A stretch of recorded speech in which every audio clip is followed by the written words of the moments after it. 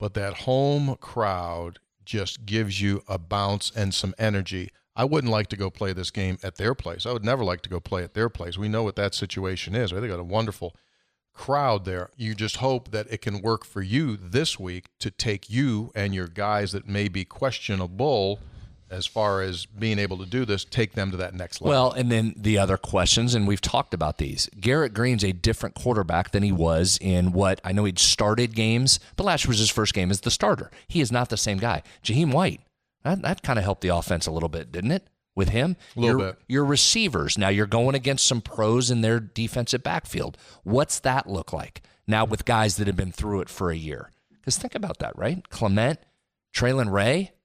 We weren't talking about Hudson Clement last year. Traylon Ray had been here. Came in from Florida about 15 minutes before the first game, that was give or take. The day before the day first before, game. Okay, yeah. Rodney Gallagher Gallagher didn't even play, did he? Didn't catch a pass. Very little. Yeah, very little. So you just had so many young guys at the receiver position. You think that looks a little bit different. But Hop, what you don't know, I'm comfortable saying they've taken a step forward. But how much of a step forward? You don't know all that. It's a lot of questions. I think that's what makes this time of the year really fun. Yeah. Okay. That was a big rambling open too. You want to get to some couple factors that Sure. really these are things that we haven't necessarily talked about, but we probably should, backed up with some numbers from last year. So let's dive in. Field position. Huge factor, and we don't talk about it nearly enough. A lot of times in post-game we will, and go back in and back into it with that plus 10 yards field position advantage. If you have that, you generally win 90+% of the time. Couple numbers that jump to me. A lot of people criticize this Penn State offense last year, but you know what you better not do, Hoppy, with them? What's that? You better not give them a short field too often, or they'll punish you, as a lot of teams will. But Penn State was 5th nationally in points per drive from short field position last year. That's 60 yards from the end zone or less when they'd take over the ball. So they were super efficient. If you didn't pin them back, they would score points on you. So if they start from the 40, from their 40 or in, they've got a super high rate to score. They were really good, 5th nationally. For an offense that was much maligned for being pretty good, and it was good against West Virginia. So building on that, so West Virginia needs to needs to get a couple first downs. Sure. Right. Not start on their 25 and get to the 28. And let Ollie Straw try and go and work and some pin them and force them into some long drives here. Now, this was surprising.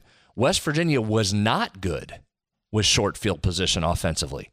Just 103rd nationally in scoring per drive on drives that started less than 6 yards from the end zone. So let's expand on that. What's the biggest thing that Neil has been harping on this offseason? Touchdowns in the red zone. Touchdowns in the red zone. Mm-hmm. I mean, I think, Brad, if you dig a little bit, we probably were one of the higher teams in the country in getting field goals, which isn't necessarily what you want. Yeah, you need to get the 7 instead of the 3s, and so they have worked tirelessly, as we've seen, from the 20 and in to score touchdowns. Your touchdown percentage inside the red zone last year for West Virginia was in the 80s nationally. I believe it. Right? Out of 130-some teams. So that makes some sense. So that's one of those keys. I know these aren't just traditional, here's your keys to victory, but that's going to be one, right? Can you take advantage and score when you get in the red zone and score touchdowns? Because here's the other companion stat to that on the other side of the ball. Penn State's opponents'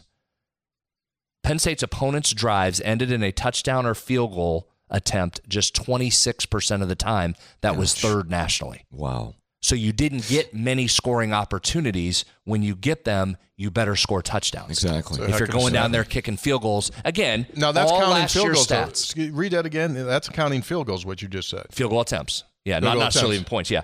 26% of Penn State's opponents' drives ended in a touchdown or field goal attempt. Mm-hmm. That was the 3rd best nationally. So that means 3 out of 4 times you come up empty on your drive. Correct. So watch that stat. Watch that stat Saturday. When you take a look at the end stats, what do you have? 8 to 10 to 11 possessions in a game. Look at that after the game's over and go, did they score on more than 25% of their possessions? That'll be a key. So you said something key there, 8, 9, 10, 11. How many possessions do you get? Florida State, Georgia Tech, each had 7 possessions. So you talk about having to be ultra efficient if you're going to be down. So something to watch. All right, let's keep going kind of along that same theme. West Virginia's offense was top 10 nationally in scoring per drive on long drives when you start inside your own 20. Now, little misleading number because West Virginia didn't do that often. It was one of the better teams in the country with fewest drives started inside its 20. So just take that for what it's worth. Here's one to pay attention to. West Virginia was 23rd nationally in scoring per drive on medium drives that begin from your own 20 to your own 40. So West Virginia was top 25 offense when it did that. Something to keep in mind. Yeah. Also, and I'm sure you don't have this one in front of you, uncanny success in 2-minute drive scenarios. Man, they were good. Really good. Halves or end of game. Yeah, halves. Yeah, 2-minute scenario. Now we'll literally have a 2-minute clock starting this weekend. But yeah, very, very successful. Garrett's have been really, really good at running those. Yeah. Okay, here's one other offensive category, and I guess it counts defense too. Let's look at this. The ability to make and or stop big plays. So as we headed into last year, it's interesting to watch how this game is set up. Heading into last season, that was a big Neil Brown talking point. Said the offense had to get more explosive, find a way to get big plays, get some, air quote, easy touchdowns where you rip off a 45-yard run and you score on 2 plays in the drive. Penn State's doing that this year, aren't they? Isn't that the criticism of the Penn State offense? As efficient as they were at times, that was the criticism. Right? You start to look at Drew Aller's attempt per throw, it was down there. You start to look at their ability to hit you for big plays, didn't have many. Let's go through some numbers.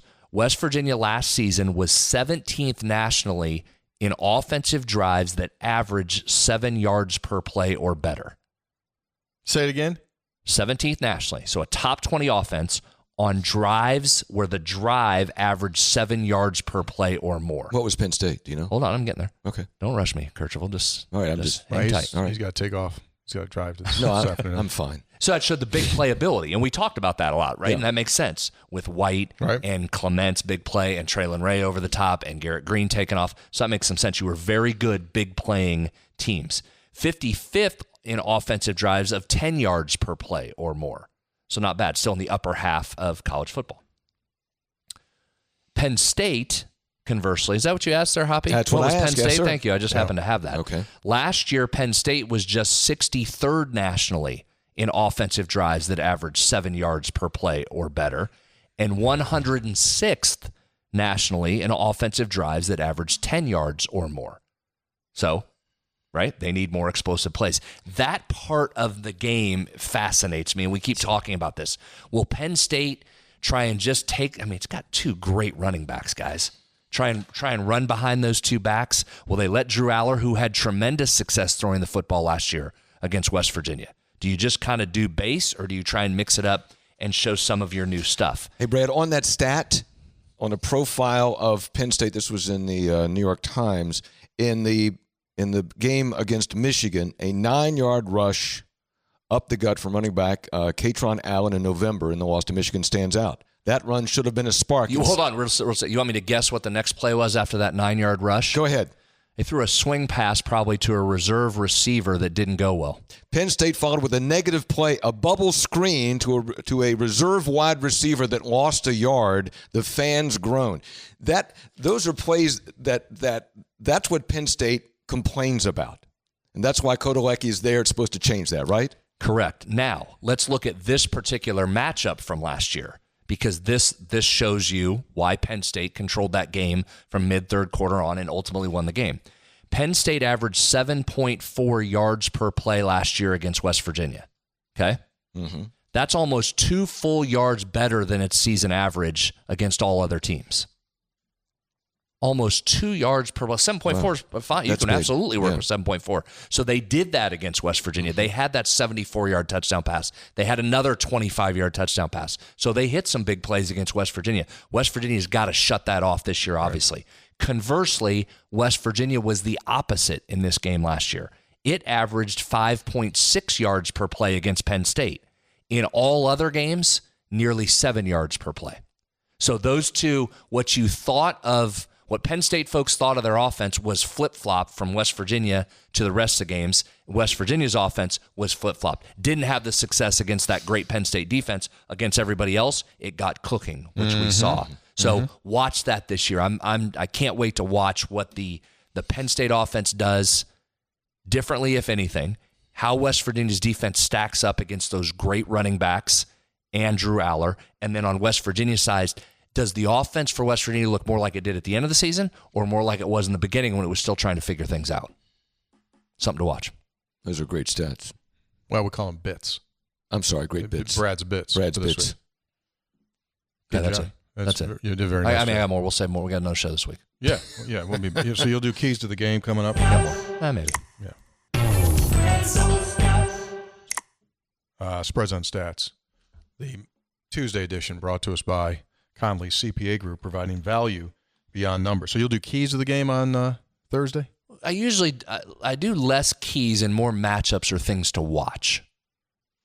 Okay. And that's what part of that was. That's a couple things to watch. Watch the field position battle. Watch what's happening in terms of big plays. Watch what's happening in terms of red zone efficiency. Can you score touchdowns if you're West Virginia? Yeah.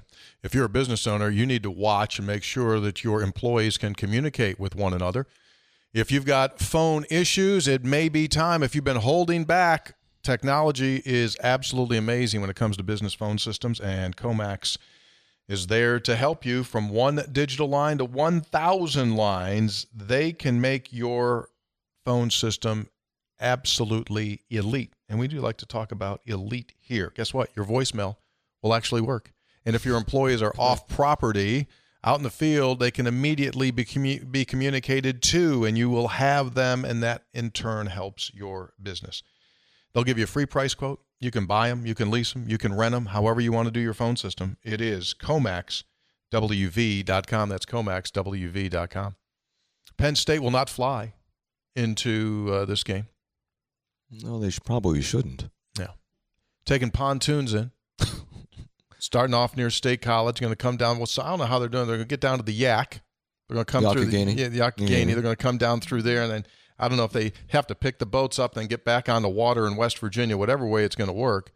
But those boats that Penn State will come in on are provided by Lou Wendell Marine Sales, located in St. Albans. They've been in business, nearly half a century now, and family-owned.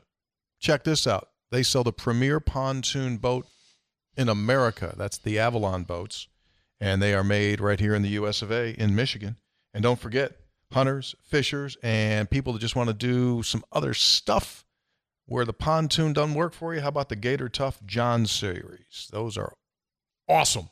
Durability, value, and dependability, the key elements needed for avid outdoors, folks. G3 Johns provide an array of all welded models for hunting to fishing, everything in between. Check them out at Lou Wendell Marine Sales. We're trying to get confirmation as to whether or not Penn State is taking boats in. They're not. We'll probably know by Thursday. Maybe.